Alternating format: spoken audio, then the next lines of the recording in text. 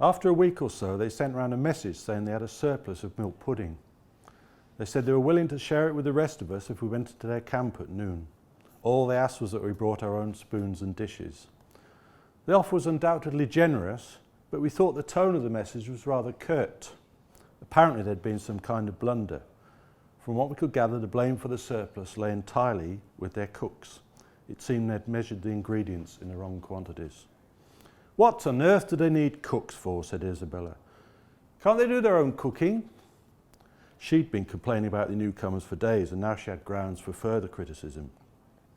"I don't know for sure," I said, "but I imagine it's just a matter of organisation.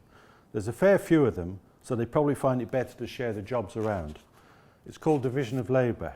Some act as porters, some take care of the tents, some wash the clothes, some do the cooking."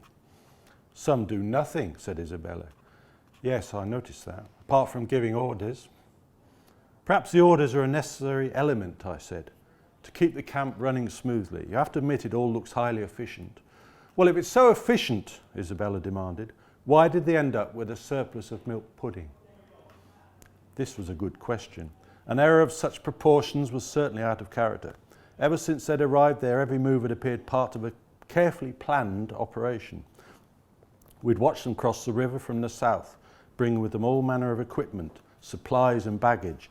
Teams of porters travelled back and forth in synchronised relays. Accordingly, there were no wasted journeys or misplaced items. Evidently, they'd selected their ground in advance.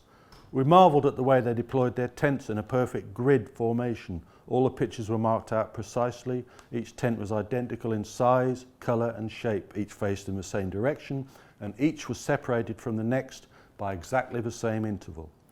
Several command tents stood slightly apart from the main group. Between them ran a parallel thoroughfare which we'd already nicknamed the High Street because it was so busy with uniformed people coming and going.